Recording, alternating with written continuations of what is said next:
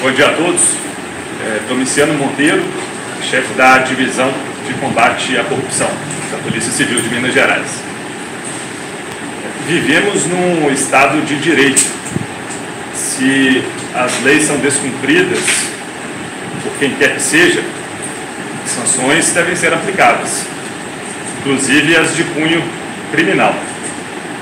É nesse contexto que se situa a Polícia Civil como órgão de investigação, sendo importante ressaltar o fortalecimento de nossas delegacias de combate à corrupção.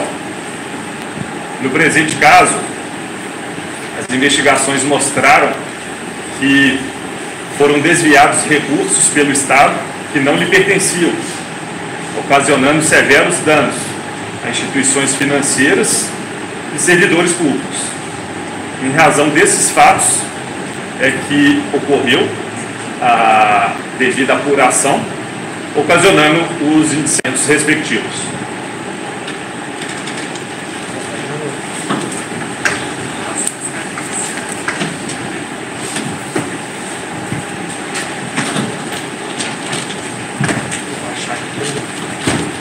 Fica lá embaixo. Quer trocar a sua cadeira? Não, tranquilo. Melhor, tranquilo. Quer trocar? Vamos trocar a cadeira. Peraí, gente.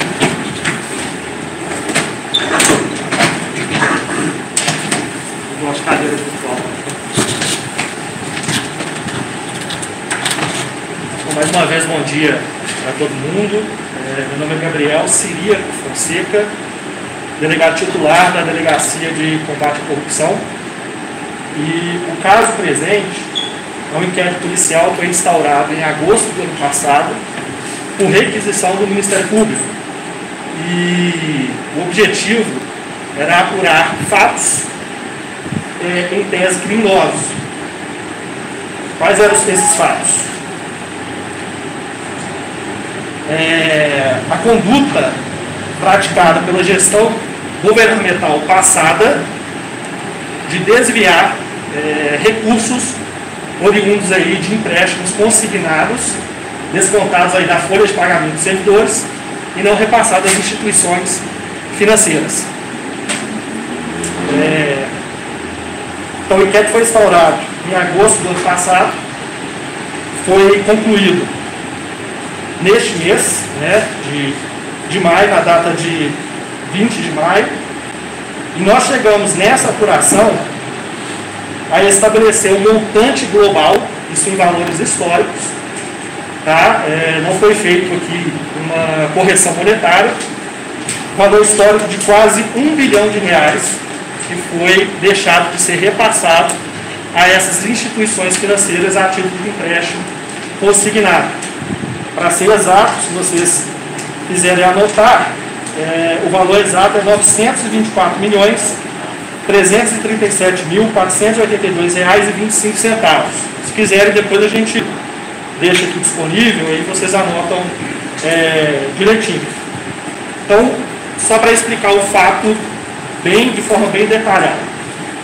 É prática comum, em diversos setores aí, a realização de empréstimo consignado. Não é diferente aqui no estado de Minas Gerais. Então, o servidor vai a determinado banco, uma instituição financeira que é credenciada a realizar esse tipo de crédito, realiza um empréstimo e o Estado ele tem a obrigação de fazer a retenção desse valor mês a mês e, assim que ele faz a retenção, repassar esse valor à instituição financeira credora. O que acontece é que de setembro de 2017 a maio de 2018, isso não aconteceu. O Estado reteve os recursos e não repassou às instituições financeiras. Então, se a gente for fazer um cálculo aqui por baixo, cerca de 280 mil servidores se encontravam nessa situação de ter empréstimo consignado no seu contra-cheque. Esse fato aconteceu repetidas vezes durante 9 meses, de setembro a maio. Cada fato desse, em relação a cada servidor, configura um crime de peculato desvio. Então, se a gente faz uma conta por baixo, são 2.520.000 atos de peculatos desvios praticados aí pela gestão governamental anterior. O delito de peculato desvio, previsto no artigo 312 do Código Penal, ele é um delito formal. Isso nos quer dizer que independe da obtenção da vantagem devida pelo autor do crime a sua configuração. O crime se consuma basicamente pelo desvio, pelo não repasse desses valores para as instituições financeiras. Além do peculato desvio, nós também conseguimos apurar um outro crime, que é o crime previsto no artigo 359, letra C do Código Penal. Esse crime é o crime em que o Estado ele ordena ou assume uma obrigação financeira nos últimos 2 quadrimestres do seu mandato eletivo, então no último ano do mandato, e além disso, ele não dispõe de caixa, de dinheiro em caixa para realizar o pagamento para o governo seguinte. O que acontece? Desses 924 milhões que não foram repassados, mais da metade dele, mais de 500 milhões, não foram pagos na gestão governamental passada. Só foi pago pelo atual governo, no ano de 2019. Então, por esse fato, os autores, aí, os investigados, também incorreram na prática do crime do artigo 359 do Código Penal. Então, basicamente isso que a gente tem para passar dessa investigação, uma investigação que levou cerca de 9 meses. Agradeço o apoio da chefia do departamento, chefia de divisão, a minha equipe, da equipe da Delegacia de Combate à Corrupção, e a gente está à disposição para eventuais perguntas.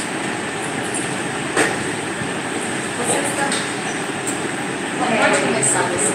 Vocês estão oficiando o ex-governador Fernando e o secretário de Estado de Fazenda José Afonso Bugalho, certo? Sim. Dá para falar qual seria a participação deles, desses temas, o ex-governador aí tinha ciência disso? Você pode explicar um pouco melhor sobre isso?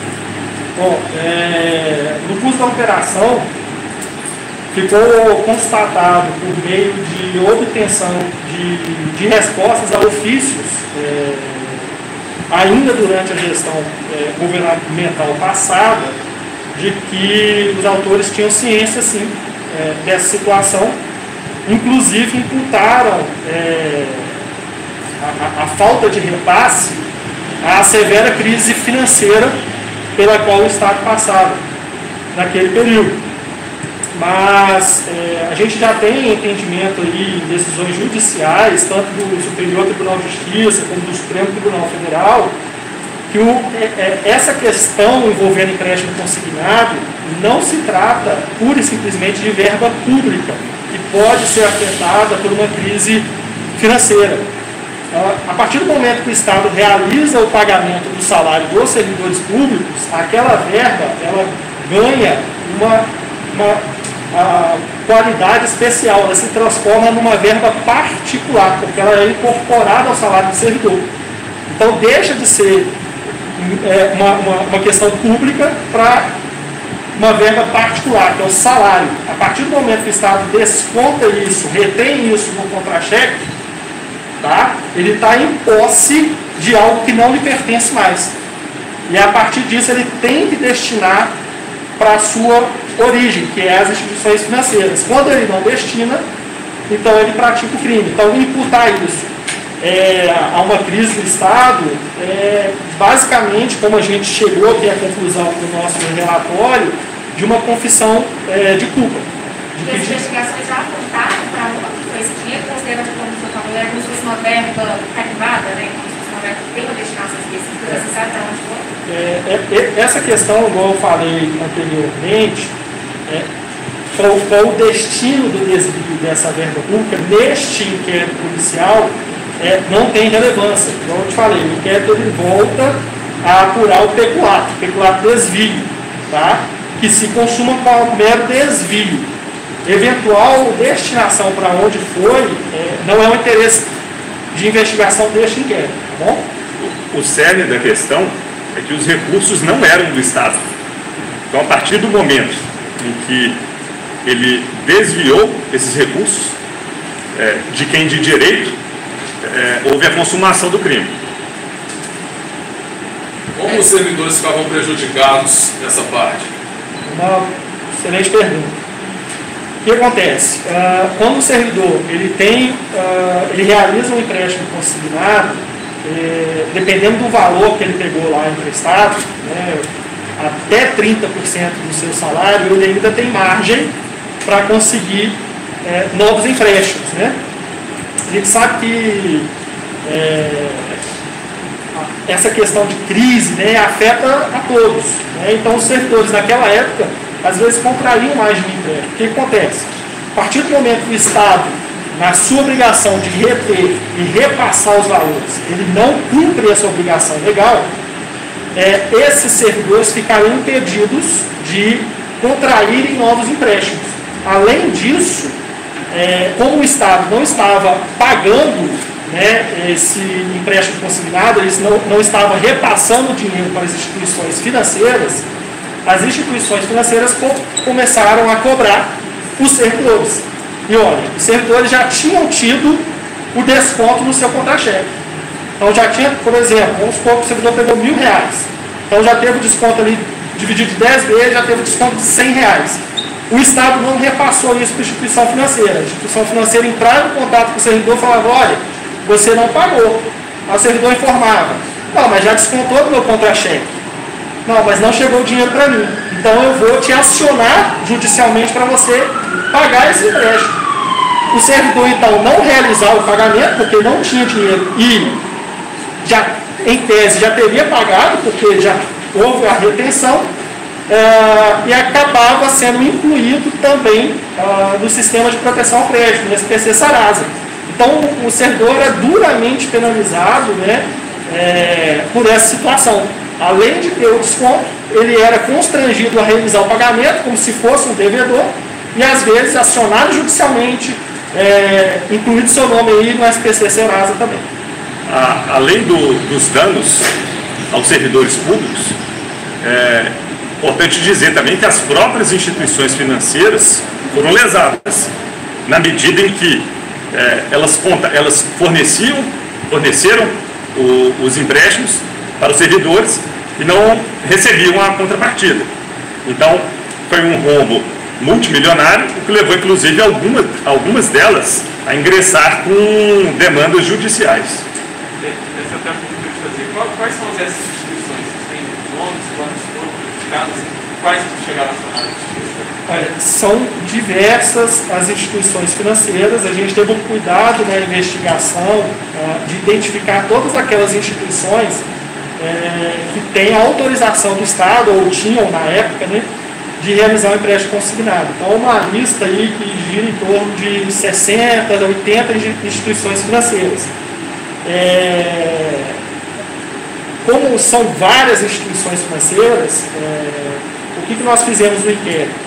Para comprovar esses fatos, nós oficiamos as mais conhecidas, as de maior porte, que é onde geralmente os servidores vão, né, para verificar se de fato tinha acontecido. Então, das cerca de 20, 25 instituições financeiras que nós oficiamos, todas elas, 100% delas, informaram que sofreram essa falta de repasse no período informado, né, de setembro de 2017 a maio de 2018, e aí nós perguntamos uma outra coisa para elas, olha, tá certo, aconteceu isso nesse período, mas é um caso isolado, só aconteceu nessa gestão governamental, ou em gestões governamentais passadas, ou na atual, isso também voltou a acontecer.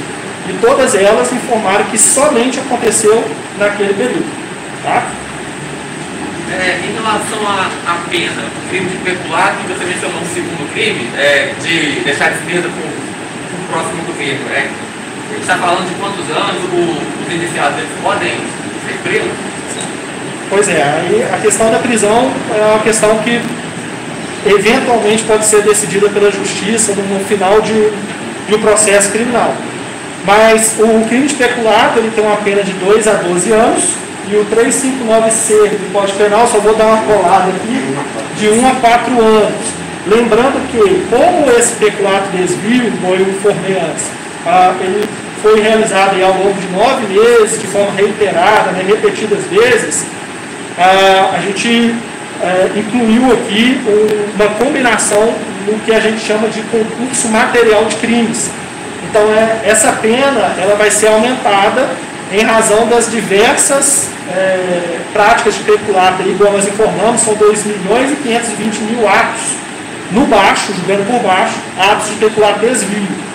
Então, nós vamos ter uma majoração dessa pena também, caso venha a existir uma ação penal e uma futura decisão aí.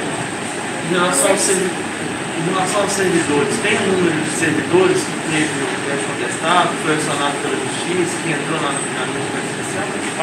O que nós tivemos aqui na investigação foi procurar identificar um montante global de servidores que foram afetados por essa situação. Então são 280 mil servidores, e dentro desses servidores tem diversas situações aí que aconteceram com eles. Aqueles que não tiveram cobrança, outros tiveram cobrança, outros tiveram não incluído no SPC, outros inclusive chegaram a pagar 2 vezes por esse empréstimo, tiveram pagamento na retenção no contra-cheque e depois pagaram novamente para evitar aí um nome ir para o SPC, ou mesmo possibilitar eles a terem novos empréstimos contraídos. Tá? O senhor disse que a demanda parte do Ministério Público, né, de investigação. Foram esses servidores que observaram que alguma coisa estava errada, que acionaram o OMB ou foram as instituições bancárias? Embora os servidores eles tenham se organizado, né, através aí das entidades de classe, inclusive foram realizadas audiências públicas no âmbito da Assembleia Legislativa nesse período que os fatos estavam acontecendo, o que impulsionou a investigação, essa investigação, foi uma representação criminal ofertada por uma das instituições financeiras, ainda no ano de 2018, que estava tentando negociar essa regularização dessa dívida com o Estado, não obteve sucesso. Então eles ingressaram com essa representação criminal junto ao Ministério Público. Isso tramitou lá no Ministério Público e depois veio essa requisição para a instalação de inquérito policial.